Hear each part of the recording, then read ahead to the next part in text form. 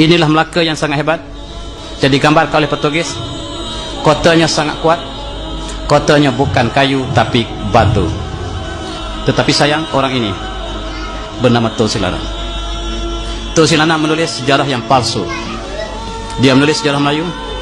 Dia mengatakan orang Melayu berperang dengan lembing dan keris. Ini adalah pembelot yang bersama dengan Portugis. Inilah yang tali barut Portugis, yang sama-sama berjuang untuk Portugis dan ditangkap oleh tentera Aceh dan dibawa ke Aceh, yang sepatutnya dibunuh tetapi diampunkan. Akhirnya dia bertobat di Aceh menjadi orang yang baik. Tapi tulisannya sejarah Melayu ataupun Suratul Salatin ini mengandungi berbagai-bagai sejarah yang palsu, mengatakan orang Melayu sangat lemah, bodoh dan tidak ada teknologi sebab dia bercakap bagi Pak Portugis.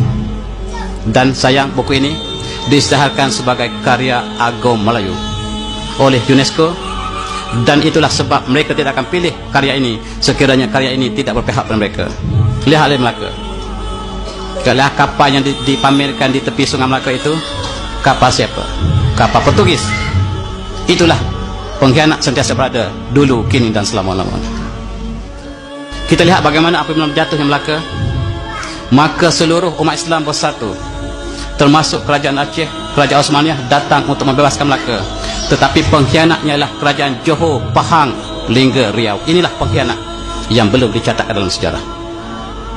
Pahang, Johor, Lingga, Riau, inilah pengkhianat yang bersama dengan Portugis mempertahankan Melaka.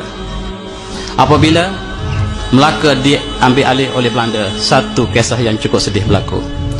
Semua ulama telah berpadu melantik orang ini, namanya Raja Haji, untuk menjadi komander besar seluruh alam Melayu menentang Belanda. Kita lihat dia telah terkorban, syahid di Teluk Ketapang. Sebelum dia syahid, dia menulis surat ini. Kita kenang apakah yang ditulis oleh dia. Dia kata, pada hari ini tanggal 19 Rejab 1998 Hijrah, warkah ini kutulis di atas sejadah, menghadap kiblat dalam keadaan berwuduk. Setelah selesai doa dan doa panjang untuk sekalian umat Melayu.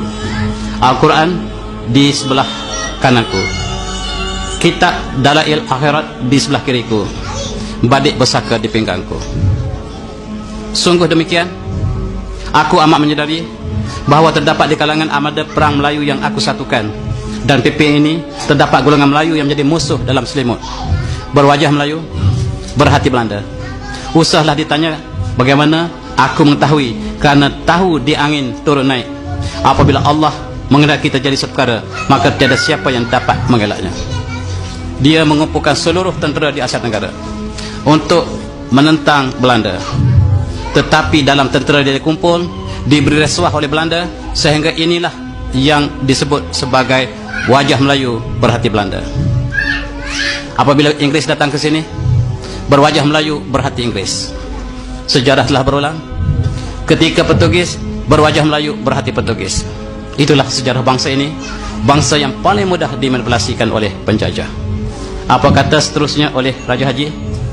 Dia kata, biar mereka masuk menyelinap ke dalam kubu kami dan mengepung aku. Maksudnya munafik yang sedang menjadi tali barut British atau Belanda datang mengepung panglimanya sendiri.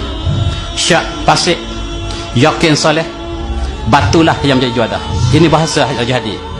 Nah, wahai si munafik, aku sekali tidak pernah takut pada kalian. Marilah kita berdepan sebagai lelaki Melayu yang sejati. Engkau kendolah panji perjuanganmu, aku kendong panji perjuanganku. Nyawa kita di tangan Allah. Matiku di medan perang ini tandanya sentiasalah aku hidup di sisi Allah. Matimu di medan perang tandanya celakalah kamu di akhirat nanti. Mereka berani mati sehinggalah petualang bangkit daripada sujud. Tatkala imam dan jemaah masih bersujud, lalu ditancam pisau di belakang antara mereka. Maka sekali lagi tidak mengundang gundah, karena apabila sudah datang janji Allah, maka syahidlah dia.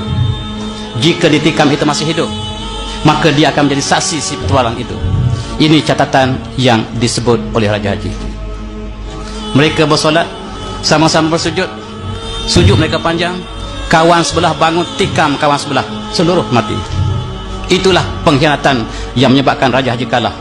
Raja Haji sempat menulis di atas sejadah, menulis warakah ini. Dia kata di akhirnya, sekiranya perjuangan aku ini benar, wahai ilahi, kekalkan tulisan aku ini, butakanlah mata Belanda daripada melihat tulisan aku ini, supaya tulisan aku ini sampai kepada seluruh orang Melayu yang datang kemudian.